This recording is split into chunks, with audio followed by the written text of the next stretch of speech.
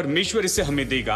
हम अलग अर्थव्यवस्था में रहते हैं। ये लालच की अर्थव्यवस्था नहीं, ये यहाँ वहां से छीन कर लेने की अर्थव्यवस्था नहीं, ये किसी का लाभ उठाने के लिए निर्दयी होने की अर्थव्यवस्था नहीं, ये तो लालच और अभिलाषा पर आधारित नहीं, ये प्रेम पर आधारित है। ये कहता है दो तो तुम्हें भी दिया जाएगा, अच्छा नाप दबा दबा कर, हिला हिला कर, उमड़ता हुआ मनुष्य तुम्हारी गोद में डालेंगे। ये पूरी तरह से अलग अर्थव्यवस्था है मेरे दोस्तों। I love you, I love you, I love you, Lord, today, because you care for me in such a special way. And yes, I praise you, I lift you up, and I magnify your name. That is why my heart is filled with praise. Say it out. I love you. I love you. I love you. I love you, Lord, today, because you cared for me in such a special way. And yes, I praise you, I lift you up, and I magnify your name. That is why my heart is filled with praise. My heart, my mind, my soul belongs to you. You paid the prices for me way back on Calvary. And yes, I praise you, I lift you up, and I magnify your name. That is why my heart is filled with praise. My heart and my mind, my heart, my mind, my soul belongs to you. You paid the prices for me way back on Calvary. And yes, I praise you, I lift you up, and I magnify your name. That's why my heart is filled. Just one more time. My heart. Oh, my heart, my mind, my soul belongs to you. You paid the prices for me way back on Calvary. Yes, I praise you, I lift you up, and I magnify your name. That's why my heart is filled with praise.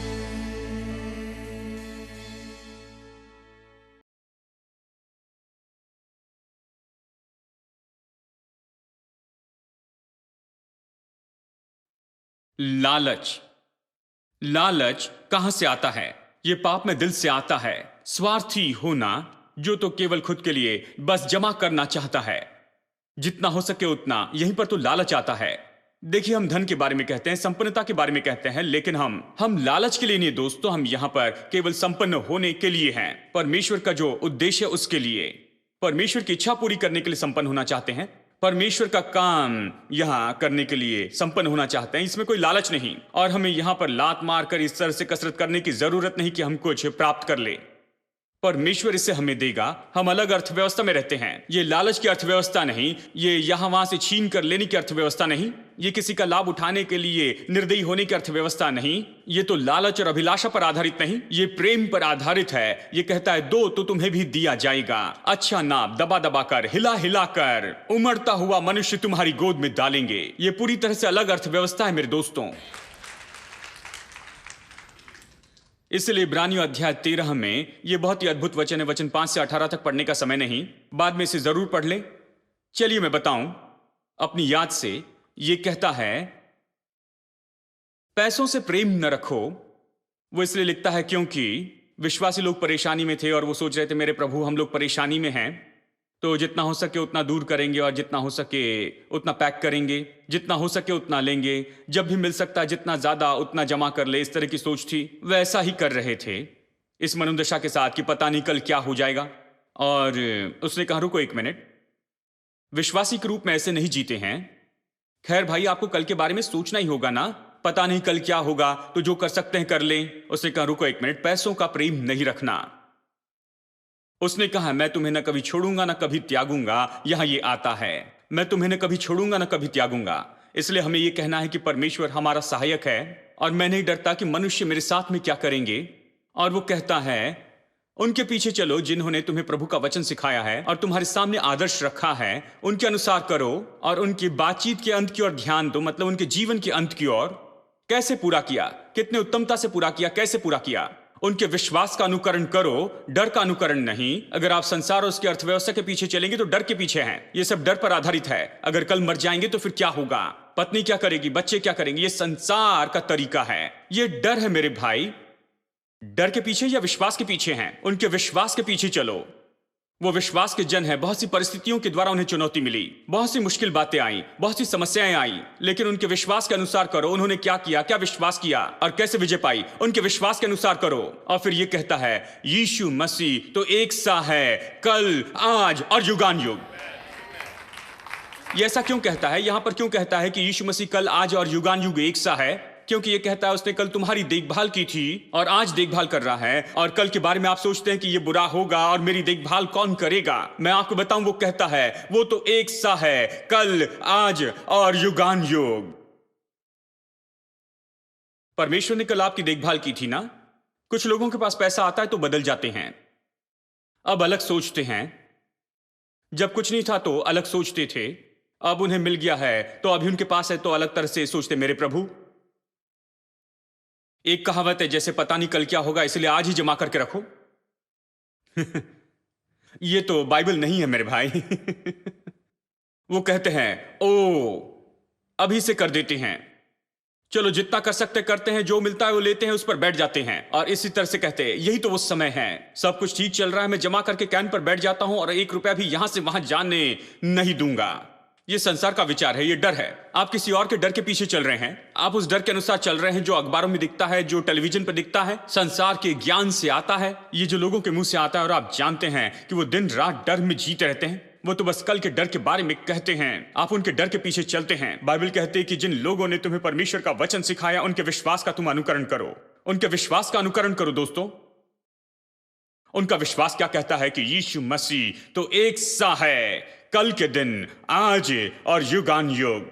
उसने मेरी कल देखभाल की थी और आज अच्छे से देखभाल कर रहा है और कल के दिन निश्चय वो मेरी देखभाल करेगा। एक भाई ने पूछा अगर अर्थव्यवस्था और भी बुरी होगी तो फिर क्या? भाई जंगल में उनके पास में कौन सी अर्थव्यवस्था थी? कौन फाइनेंस मिनिस्टर थे और कौन सी सरकार उनकी थी? कौन सी पार्टी का राज्य था? कुछ नहीं। परमेश्वरी राज्य और अधिकार कर रहा था अपने लोगों में। और मैं आपको बताऊं कि उनमें से कोई भी किसी को कमी नहीं हुई, कोई भी कमजोर नहीं था, कोई भी भूख के कारण नहीं मरा। प्रतिदिन उन्हें भोजन मिलता और उन्हें पानी दिया जाता। जब मटन चाहिए था, परमेश्वर ने इतने पक्षी बरसाए 3 फीट ऊंचे, दोनों तरफ 40 किलोमीटर की दूरी तक। उसने कहा इसे खाओ, क्या ये काफी है या इससे भी ज्यादा चाहिए? वो इतना खाए कि उनके नाकों से बाहर आने लगा। 20-30 लाख लोगों के लिए मटन लाने के लिए कितनी लॉरीज लग सकती हैं? किस तरह के रोड और किस तरह का ढांचा चाहिए, कौन से साधन चाहिए, इसे पहुंचाने के लिए कौन सी संस्था चाहिए? कि इस तरह से दे 1 महीने के लिए। मूसा ने कहा, तू इसे कैसे करेगा? 1 दिन के लिए नहीं, 2 दिन के लिए नहीं, 1 हफ्ते के लिए नहीं, लेकिन तूने कहा पूरे महीने भर खिलाऊंगा।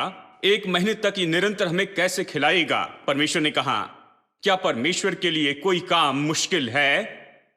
क्या मेरा हाथ छोटा हो गया है? परमेश्वर ने कहा, मूसा तुम्हें क्या लगता है कि मैं कौन हूं? तुम्हें लगता है कि यह मेरे लिए संभव नहीं है?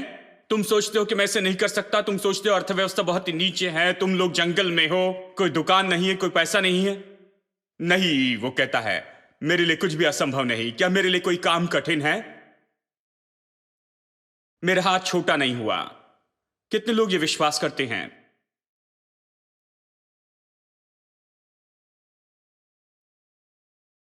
आपको राज्य और अधिकार करना है।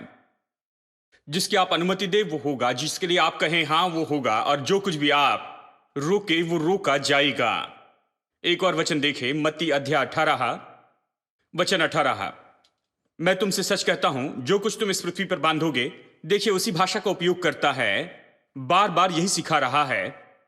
जो कुछ तुम पृथ्वी पर बांधते हो वो स्वर्ग में बन जाएगा, और जो कुछ तुम पृथ्वी पर खोलते हो स्वर्ग में खुल जाएगा। दोनों वचन में देखिए, यानी अध्याय 16 और अध्याय 18 में दोनों बार जब वो बांधने और खोलने के बारे में कहता है तो ये शब्द आता है। जानते वो शब्द क्या है? चाहे जो भी। सब लोग कहे चाहे जो भी। ये मुझे बताता है कि इस पृथ्वी पर मैं जो भी बांधता हूं बन जाएगा, और मैं जो भी खोलता हूं वो खुल जाएगा। ये कहता है असीमित। मेरे पास में असीमित संभावनाएं हैं, जैसे मैं यीशु मसीह के द्वारा राज्य और अधिकार करता हूं। जो भी मैं बांधूं वो बन जाएगा, और जो मैं खोलूं वो खुल जाएगा। असीमित संभावनाएं। सब लोग कहें असीमित संभावनाएं हैं।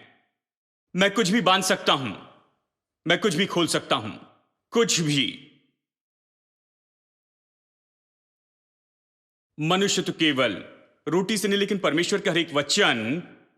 मैंने बहुत पहले समझ लिया कि वचन बहुत महत्वपूर्ण है। मैंने उसको गौर से देखा और एक एक शब्द पर कई हफ्तों तक प्रचार करता हूं, क्योंकि वो एक शब्द हमें भोजन देने के लिए काफी है। हर एक वचन, जो भी तुम बांधोगे, कुछ भी, जो भी मैं बांधूं वो बंध जाएगा, और जो भी मैं खोलूं खुल जाएगा। हम इस तरह से राज्य और अधिकार कर सकते हैं इस संसार में, यदि हम राज्य और अधिकार को समझ लें।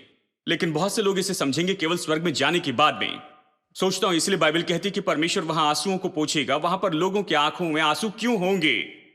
क्योंकि उन्हें यह पता चलेगा और कहेंगे, मेरे प्रभु मुझे राज्य अधिकार के बारे में पता नहीं था। 40 साल तक बाकी सारी चीजें मुझ पर राज्य अधिकार करती रही। उन्होंने बताया, इसलिए मैंने सोचा कि जब यीशु आएगा तो हम एक साथ राज्य करेंगे। तो मैंने वहां राज्य के बारे में नहीं सोचा। और कुछ स्वर्गदूत कहेंगे, क्या आप पुरुषवाकम में नहीं गए थे? वहां एएफटी नाम की जगह और कोई भाई वहां प्रचार कर रहे थे। तो आप कहेंगे, खैर उन्होंने बताया था कि वो गलत हैं। अभी तो कोई बांधने और खोलने का काम नहीं है। जो भी होना है वो हो जाएगा, जो कुछ भी ऐसी होना है वो तो हो जाएगा। ये सोचा मैंने। बहुत बुरा है, 40 साल बर्बाद हो गए। सबने आप पर राज्य किया और आपने किसी पर राज्य नहीं किया। सब कुछ बर्बाद किया, लेकिन यीशु पर विश्वास किया, इसलिए आप स्वर्ग में चले गए। परमेश्वर स्वर्गीय रुमाल को लेकर आपके आंसुओं को पोंछेगा, कहेगा स्वागत है, कम से कम अभी राज्य अधिकार करो। हमने इसका पहले ही यहां पर अभ्यास किया, इसलिए ऊंचे ओहदे पर रहेंगे। आपको रिक्रूट के रूप में रखा जाएगा। कुछ लोग राज्य और अधिकार करने के बारे में कुछ नहीं जानते। ये बहुत बुरा है। शायद पूरी जिंदगी पृथ्वी पर बिता दे और कभी भी अभी राज्य और अधिकार के बारे में न जाने, कभी बांधने और खोलने के बारे में नहीं जाना। इसी से आप राज्य करते हैं, आप राज्य अधिकार करते हैं बांधने और खोलने से। अगला वचन देखिए, मत्ती 18:18 हमने पढ़ा है, और यह बिल्कुल ऐसे ही है जो हमने अध्याय 16 में पाया था। ठीक है, और यहां 19 में मैं तुमसे फिर कहता हूं। देखिए यहां पर फिर से बताना चाहता है, क्योंकि सामान्य सत्य नहीं है। वो बताना चाहता है, मैं तुमसे फिर कहता हूं कि यदि तुम में से 2 लोग पृथ्वी पर सहमत हो, सब लोग कहे पृथ्वी पर। यह एक और शब्द है जिसकी ओर आपको ध्यान देना चाहिए। पृथ्वी पर, यह हर एक वचन में आता है। पृथ्वी पर, पृथ्वी पर। वचन 18 कहता है पृथ्वी पर। अध्याय 16 भी यहां पर पृथ्वी पर कहता है। सब लोग कहिए पृथ्वी पर। पृथ्वी पर मेरे दोस्तों, क्योंकि सभी चाहते हैं कि ये सब स्वर्ग के बारे में छोड़ दें। स्वर्ग में हम राज्य करेंगे, अधिकार करेंगे। नहीं नहीं, पृथ्वी पर। पृथ्वी पर इस समय, पृथ्वी पर। अगर पृथ्वी पर 2 लोग सहमत होते हैं, किसी बात के लिए सहमत होते हैं, मुझे पसंद है, किसी भी बात के लिए, आपको क्या चाहिए? कुछ भी। किसी भी बात के लिए पृथ्वी पर दो लोग सहमत होते हैं। दो जन पृथ्वी पर किसी बात के लिए जिसे वे मांगे, एक मन के हो तो वो मेरे पिता की ओर से जो स्वर्ग में है उनके लिए हो जाएगा। स्वर्ग वो करने के लिए तैयार है जो कुछ भी हम यहां पृथ्वी पर मांगते हैं। स्वर्ग ऐसी जगह नहीं जहां पर सब कुछ शुरू होता है। अब ये तो हमारी बारी है, अब ये बॉल हमारी ओर है। प्रभु कहता है तुम्हें क्या चाहिए? जॉन वेस्ली ने कहा मनुष्य जब तक कुछ न मांगे परमेश्वर पृथ्वी पर कुछ नहीं करेगा। वो तो ऐसे मनुष्य थे जो पूरे विचार को जान गए और एक वाक्य में उन्होंने कहा, लेकिन इसे समझाने के लिए मैंने एक सीरीज में 10 संदेश दिए, नाम है वाई प्रे। यदि परमेश्वर तब तक कुछ नहीं करेगा जब तक पृथ्वी पर मनुष्य न मांगे। मनुष्य की मांगे बिना परमेश्वर इस पृथ्वी पर कुछ भी नहीं करेगा। ये कैसे कह सकते हैं? इसका क्या मतलब होता है? मनुष्य की मांगे बिना परमेश्वर कुछ नहीं करेगा? तो प्रार्थना के बारे में सिखाया, क्यों प्रार्थना करे? क्योंकि मनुष्य का ये मांगना है। परमेश्वर क्यों चाहता है कि मनुष्य मांगे? क्योंकि आपका स्वर्गीय पिता जानता है कि आपकी ये जरूरतें हैं आपके मांगने के पहले। अगर वो पहले ही जानता है तो हम क्यों मांगे? आपको मांगना है क्योंकि वो जानना चाहता है कि क्या आप ये चाहते हैं। हेलो, हालांकि वो जानता है कि आपको इन चीजों की जरूरत है, वो चाहता है कि आप मांगे क्योंकि आप यहां पर अधिकारी हैं। जब आप कहते हैं हां, अब यदि आप बैंक में जाए और वहां पर आपके 10 लाख रुपए हैं, आपके अकाउंट में हैं, और वहां जाकर आप कहते हैं सूती हो इतनी बड़ी बैंक की, आओ इस बैंक को महिमा दे, और उस बैंक में आप आनंद मनाएं और उस बैंक की स्तुति में कुछ गाने गाएं, कोई कुछ नहीं देगा। शायद कुछ सिक्के दे देगा, सोचेगा कि आप कोई भिखारी हैं। कोई भी आपको कुछ भी नहीं देगा। आप कहेंगे हां मेरे पास यहां पर पैसा है, कुछ न कुछ आएगा। वो जो भी चाहे मुझे दे सकते हैं, जो चाहे दे दे। नहीं, ऐसे काम नहीं करता है। आपको चेक लिखकर उसे काउंटर पर देना है और वो आपको पैसा देंगे, ठीक है? प्रभु के साथ भी ऐसा ही है। परमेश्वर कहता है हां सब कुछ यहां है, ये सब तुम्हारा है, लेकिन तुम मांगोगे तो मैं दूंगा। क्योंकि एक मनुष्य के मांगे बिना मैं इस पृथ्वी पर कुछ भी नहीं करता हूं। क्योंकि मनुष्य का मांगना जरूरी है, क्योंकि आपको पहले उस बॉल को आगे चलाना है, आपको उसे लेकर जाना है, फिर मैं काम करूंगा। मैंने सब कुछ सक्रिय करके रखा है, एक नियम काम कर रहा है। मैंने अपनी इच्छा घोषित की है, मैंने सब कुछ बताया, अपनी इच्छा बताई, ये सब कुछ यहां पर उपलब्ध है। तो मेरी इच्छा के अनुसार तुम मांगते जाओ, और जो कुछ इस वसीयत में दिया गया, अगर तुम मांगो तो मैं इसे दूंगा। यदि अकाउंट में है तो निश्चित तुम्हें मिलेगा। बाइबल जो कहती है कि आपका है, अगर आप मांगते हैं तो वो आपको मिलेगा। यदि दो लोग किसी बात के लिए पृथ्वी पर सहमत हो, किसी बात के लिए, यानी वेस्ली सही थे, मनुष्य के मांगे बिना परमेश्वर पृथ्वी पर कुछ नहीं करता। क्या यह सच है? यदि परमेश्वर महान है तो परमेश्वर से खुद अपने तरीके से क्यों नहीं करता? नहीं, उसने कुछ नियम स्थापित किए। मैं विश्वास करता हूं परमेश्वर महान है, परमेश्वर सर्वसामर्थी और ये सब, लेकिन उसने कुछ नियम बनाए हैं। उसने कहा हम इसी तरह से काम करेंगे, ये नियम है, हम इसी तरीके से काम करेंगे। हाँ, मैं कुछ भी कर सकता हूं, लेकिन ये तो इसी तरीके से काम करेगा। ठीक है, मुझे पसंद, अब मैं जानता हूं कि ये कैसे काम करता है। यदि वो आकर कहें परमेश्वर के मार्ग तो अजीब है, हम कैसे समझेंगे, तो मैं परेशानी में आ जाऊंगा। तो मैं चर्च में नहीं जाऊंगा, क्योंकि परमेश्वर के मार्गों के बारे में क्या सीखूंगा। मैं यहां हूं क्योंकि मैं प्रभु के मार्गों के बारे में सीख सकता हूं। भजन संहिता 78 में यहां पर सुंदर वचन दिया गया है। क्या यह संभव है कि यह सर्वसामर्थी परमेश्वर कई बार सीमित हो सकता है हमारी ही सीमाओं के द्वारा? भजन 78 वचन 41, वे बार बार परमेश्वर की परीक्षा करते थे और इस्राएल के पवित्र को सीमित कर दिया, उसे खेदित करते थे। इस्राएली लोगों ने उस इस्राएल के पवित्र को सीमित कर दिया। प्रभु ने बाहर निकालता है, प्रतिज्ञा के देश में ले जाना चाहता है जहां दूध और मधु था। वो वहां नहीं पहुंचे, बीच में ही मर गए। इसलिए नहीं कि परमेश्वर सामर्थ और बल में कमजोर था, इसलिए नहीं कि परमेश्वर उन्हें भूल गया, उन्हें छोड़ दिया, नहीं, क्योंकि उन्होंने उसे सीमित किया।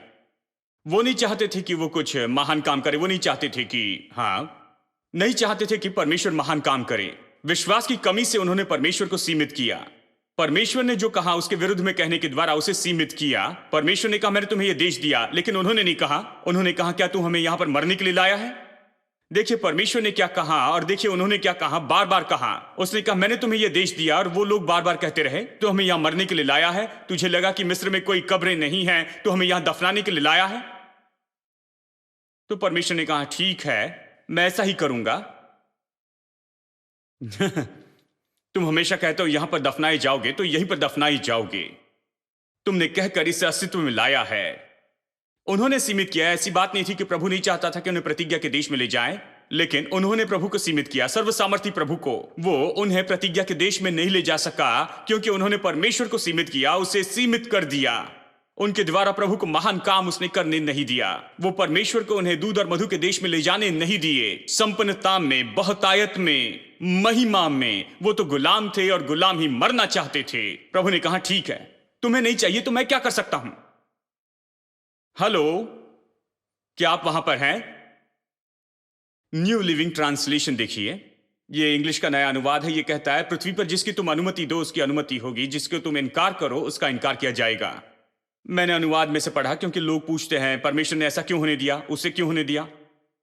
प्रभु अनुमति नहीं देता, आप देते हैं। आप जिससे अनुमति दे वही होगा, ये कहता है। एक अनुवाद कहता है, जिसे आप रोके उसे रोक दिया जाएगा। जो पृथ्वी पर रोकते हैं उस स्वर्ग में रोका जाएगा, जो पृथ्वी पर अनुमति देते हैं उससे स्वर्ग में अनुमति दी जाएगी। मैंने आपके सामने पहले भी बहुत से ऐसे अनुवाद पढ़े हैं और दूसरे संदर्भ में, तो सबको नहीं देखेंगे, लेकिन विचार यह है, अनुमति दे, सहमति दे, ये सब हमारे द्वारा होता है। हम अनुमति देते हैं, असफलता आती है तो हमने उसे अनुमति दी। हमारा लालच, हमारी अभिलाषा, हमारे पाप, हमारे अविश्वास ने इसे होने दिया। इसके लिए प्रभु पर दोष न लगाएं। लोगों को बिना गलती की आस्था पसंद है। क्या आपने इसके बारे में सुना?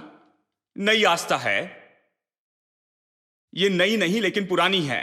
कोई गलती नहीं की आस्था। जानते हैं ये आस्था क्या है? लोग कहते हैं जो भी होता है मेरी गलती नहीं है। वो पहले बता देते हैं यदि ये होता है तो ये मेरी गलती नहीं है। नहीं होने पर मुझसे मत पूछना, ये मेरी गलती नहीं है। बिना गलती की आस्था। क्या आपने ये सुना है? सब ऐसे दिख रहे जैसे आपने कभी नहीं सुना है। शायद कुछ लोग सोच रहे, ओ मेरे प्रभु, ये तो मेरे बारे में ही कह रहे हैं।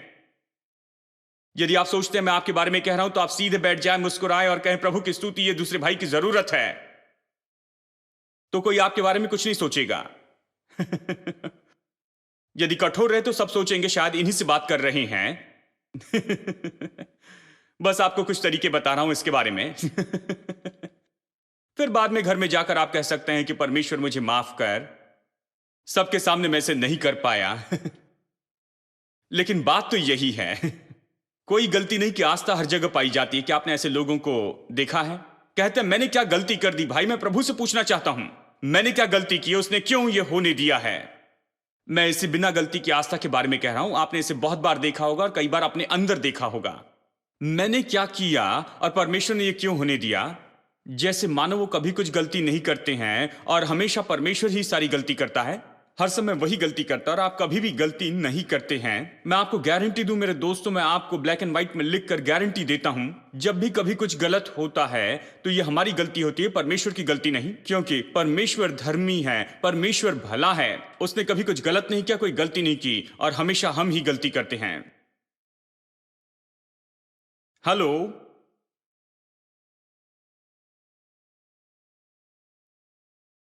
तो इन बातों पर विश्वास मत कीजिए कि जो होना है वो तो हो ही जाएगा, चाहे हम बांधे या खोले, से कोई फर्क नहीं पड़ता। परमेश्वर अपनी इच्छा पूरी करेगा, वो सर्व सामर्थी है, वो महान है, वो जो चाहे करेगा, चाहे हम बांधे या खोले, कोई फर्क नहीं पड़ता। हम कुछ नहीं कर सकते। ये सब बेकार की बातें हैं, बाइबल ये सब नहीं सिखाती है। सच में बाइबल बताती है, व्यवस्था विवरण 30:19 में आप इसे पाएंगे। ये कहता है, मैंने तुम्हारे सामने रखा है जीवन और मृत्यु और आशीष और श्राप, तुम चुन लो जीवन को। अब ये बहुत ही सरल है, इसके लिए आपको कोई सहायता नहीं चाहिए, आपको ट्यूशन लेने की भी कोई जरूरत नहीं है कि सीखे कि क्या चुनाव करें। यहां पर बहुत से चुनाव नहीं है, बस यहां पर केवल 2 चुनाव हैं, जीवन और मृत्यु। अगर तुम्हें चुनाव नहीं आता है तो इसे चुन लो। शिक्षक के जैसे जो टेस्ट पेपर देता है, बाजू में खड़े होकर कहता है इसे चुन लो, ये अच्छा है, और मनुष्य कहता है नहीं, मैं इसे चुनना चाहता हूं। हमारे पास हमेशा चुनाव है, ठीक है, हमेशा चुनाव है। अदन की वाटिका में मनुष्य के पास चुनाव था। प्रभु ने कहा इसे मत चुनना, इसे मत खाना, जिस दिन तुम खाओगे तुम मर जाओगे। मनुष्य ने कहा हाँ मैं यही खाऊंगा।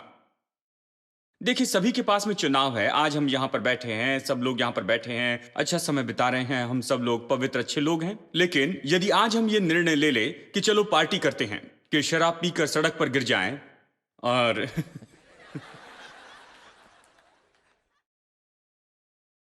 और बहुत ज्यादा शराब पी ले, शराब हो या जो कुछ भी इस जमाने में कुछ मिलता है, और बस पागल जैसे शराब पीते जाए, अगर ये निर्णय ले क्या आपको लगता है कर सकते हैं? हाँ, ये संभव है। हमारे पास चुनाव है।